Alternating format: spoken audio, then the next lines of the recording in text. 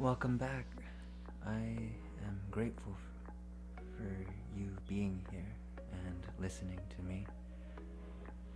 I wanted to talk about some personal things that I believe in, but I wanted to start off by appreciating a mentor that I believe and listen to, and I think you may recognize him too. He's a friendly neighborhood friend named Mr. Rogers. I'd like to say one of his quotes. Love is at the root of everything. All learning, all parenting, all relationships, and what we see and hear on the screen is part of what we become. A lot of what he teaches really connects with me because I really love my family, and I believe that family is what creates good people who become major contributors to a positive movement with helping others, especially those who are unable to help themselves. Not everyone is blessed to have people around them who influence them in a good light. I feel very blessed to grow and be able to pinpoint specific moments and experiences that really made me make positive decisions when it was really hard to really make those decisions. It doesn't feel very good. But doing the right thing sometimes does not feel good. But in the long run, it's much better because it shows your fortitude, and it really helps so that you don't compromise your character. As I was growing up, I would listen to a lot of influencers, not just Mr. Rogers. I even watched cartoons that were ones that he completely opposed. I felt that I was still learning about myself, learning about what made me happy, and it's, in my opinion, not a bad thing. When you get to school and you finally get to have teachers, you kind of listen the same way you would to how your parents would have taught you. And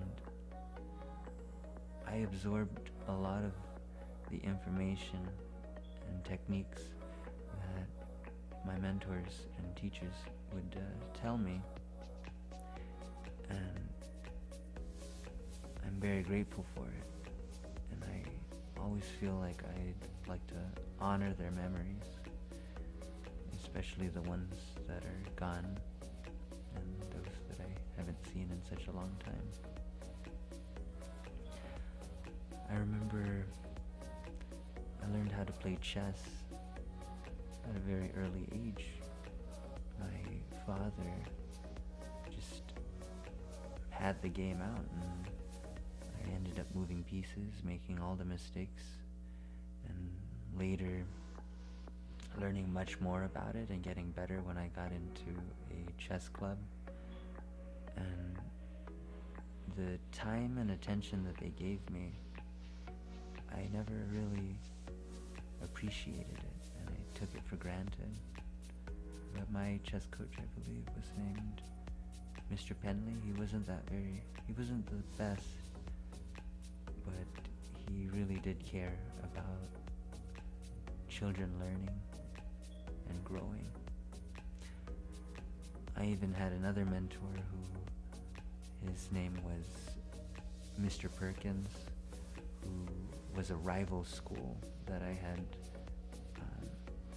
went up against, and the teacher was really welcoming to teach me, even though I wasn't on their team, and I feel very blessed with that, and I know that mentorship has improved my skills. When I was in sports, I had a coach named Coach Thompson. He passed away, but he was a really good person who you could tell cared a lot about all of his students.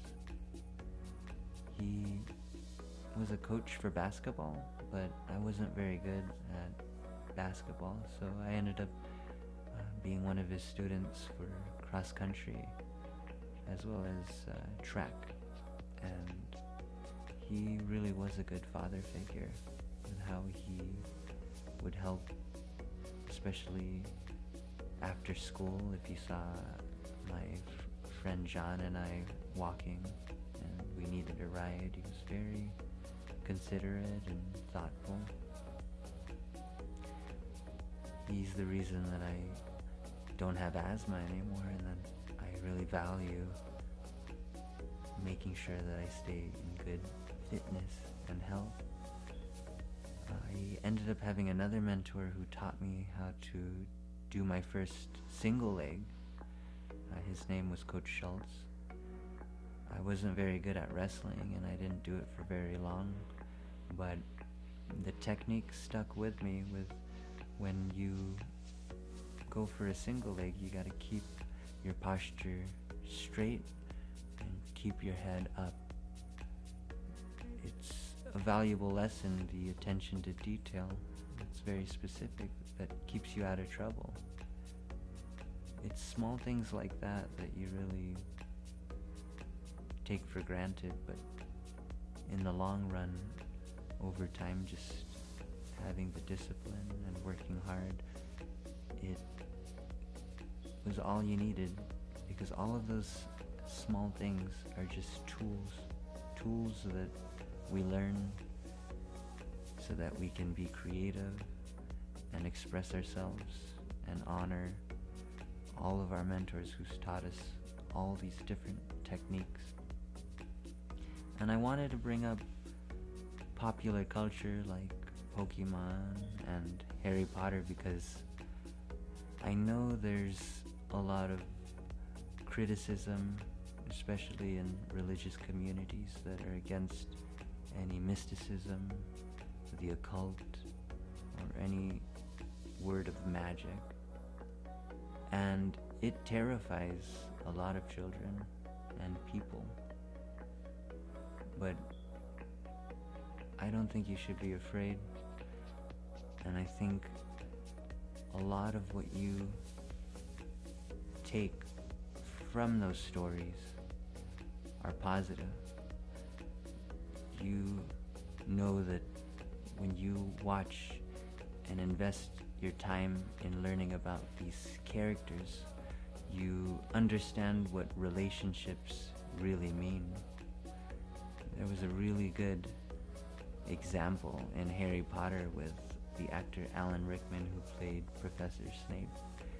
He played the archetypal dark character that people would point and call evil, but when you continue to build an understanding by watching his actions, you learn that he was actually a very good person that was just misunderstood and had past traumas that a lot of children and people can relate with.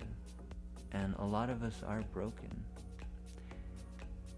I think when you go down the road to figure out these relationships, there will come a time when you will face your Maker, and everyone reaches different levels at different times, because we all set our difficulty and speed with the pace that we are comfortable with,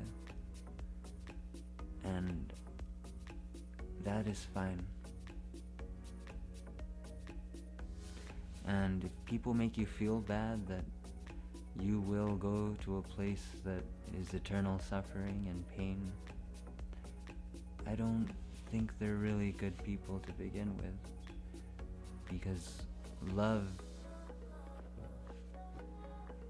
has understanding, love has patience, love forgives.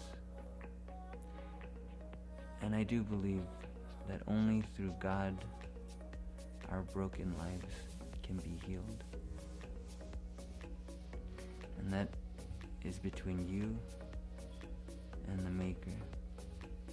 No one can cast judgment on anyone else, because they're only human too.